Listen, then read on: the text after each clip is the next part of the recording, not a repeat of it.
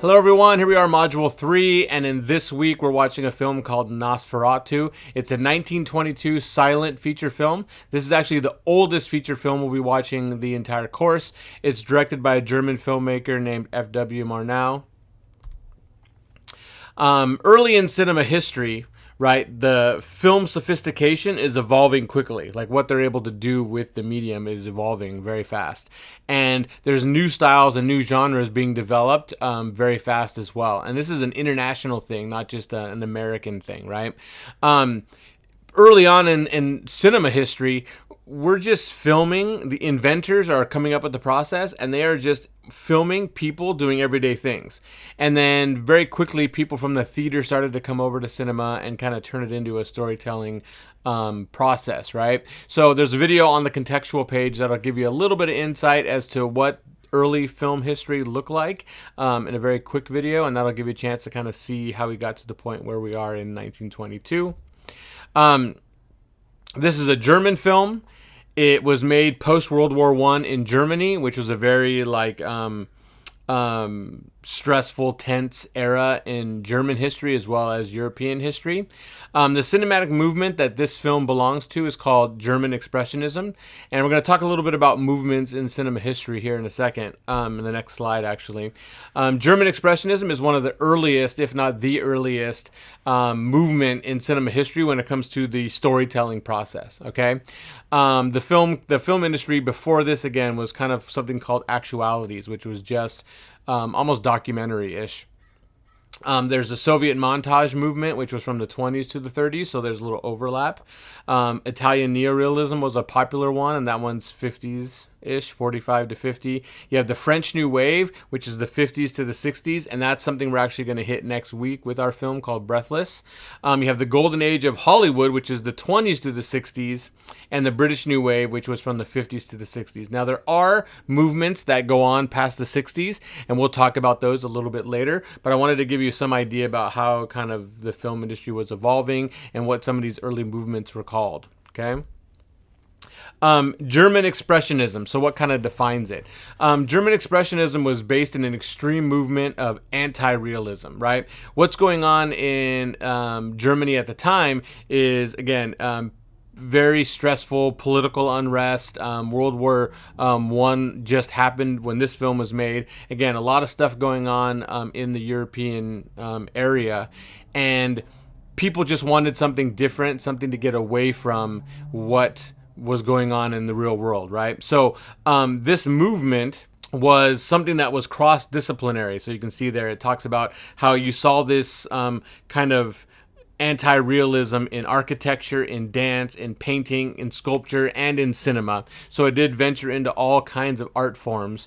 One of the things that was very noticeable in early German film was the fact that they had very low budgets, and so they had to be very creative with how they were going about making films. So some of their props and sets weren't very elaborate, but they were using very distinct looking angles and weird shapes and creative shapes, and just something that's very unusual to see. Think maybe like Tim Burton, or even look at the poster on the wall back there, which is Pan's Labyrinth, where it's got those kind of interesting shapes to the sets. A lot of the German expressionistic films had these kind of interesting prop pieces and sets, although the film we're looking at doesn't really fall into that category.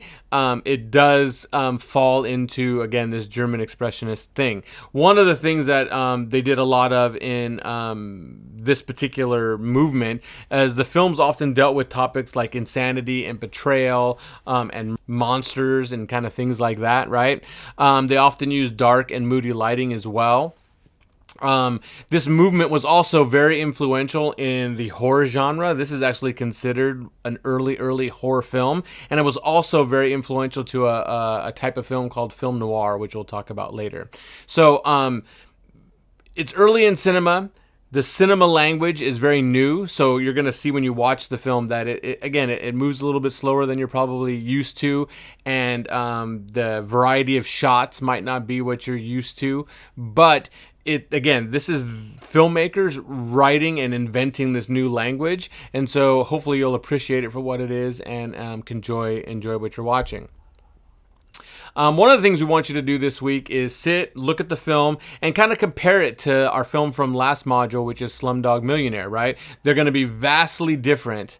But again, I think it's a great way to see the evolution of the film industry. Again, this film we're looking at is 100 years old, right? So looking at what it was in early cinema, it's a way to peek back into history and kind of see what things were like way back at the beginning of this whole art form, and then kind of compare it to the film we looked at, which was Slumdog Millionaire, which is 2008, but it's still modern enough and it's fast-paced enough, and it's got a new modern style of filmmaking that I think it should be easy for you to compare all the 5 elements. One of the elements we're not really looking at this particular week, honestly, is sound design. Okay, so we'll talk a little bit more about that. There is no sound design in this particular picture because it's a silent film.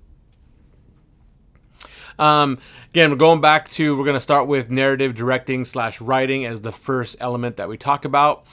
This is an unofficial adaptation of Bram Stoker's Dracula. That's what Nosferatu is. They changed some character names. They changed the location. They did a lot of stuff to kind of make it not feel like Bram Stoker's, but it is considered an unofficial adaptation. And in fact, the estate to Bram Stoker, they actually tried to sue and have all the copies of this film destroyed because it was too close of an adaptation. This is a true visual storytelling art form that we're going to look at, right? Because there really is no sound, it is the visuals that have to tell the story. So again, hopefully you can follow the story. That's one of the questions to ask. Again, with this simplistic type of filmmaking, can you follow it? Are you picking up on the clues? Do you understand what's going on in the story? You're going to have to pay close attention because there's no dialogue giving you any extra information, but I want to know whether or not you can actually follow the story. There's some pretty interesting creative choices that were made by the director Murnau. One of the things that is kind of in the lore of vampires is the idea that sunlight will kill a vampire. There's nothing written like that in Bram Stoker's Dracula, which is the kind of the quintessential book for what we all know of as vampires kind of thing, right? And there's mention of sunlight maybe taking away some of the powers of the vampire, but never any mention of sunlight killing the vampire. So Murnau was the first one who put this on screen, and now you'll see this in all of cinema history, that sunlight will kill a vampire. And one of the things you kind of look at in the movie, and I want you to kind of evaluate, is are we dealing with fear and insanity in this particular movie? I think you'll find that we are dealing with it, which is why it falls underneath that German expressionistic film movement. Okay. One of the things to pay attention to as well from a director standpoint, or kind of a presentation standpoint, is what's called the proscenium view. One of the things that makes the film a little bit less kind of kinetic is that the proscenium view is kind of the view that you would get if you're looking at a stage play, right? So if you go watch a stage play, you have one view from your seat and you see the archway of the stage, and that's called the proscenium view, right? This movie is kind of shot from that perspective. We don't really move around and get into the action. We're observers looking at a film, as opposed to what you see in a little bit more modern filmmaking where we actually get into the action, right? So that's one of the things that I want you to take note of. And then the last thing down here, mise en scene. Mise en scene is a French term, and it's actually borrowed from the theater, and it means kind of the setting of the scene, or what's on the scene, or what's in the scene. So in theater, it has to do with what is on the stage, all the props, all the lighting, the costuming, everything that's going on stage that sets the mood of the play. For us in cinema, it means what makes it on screen. So that has a lot to do with the editing of it as well as special effects and all that good stuff that would make it into the cinema screen, as well as the sets and the props and the acting and the costuming and lighting and all that good stuff. Okay, so that's what mise en scene means. It's a term I want you to know. It's something that's important that we kind of examine all the way through this course.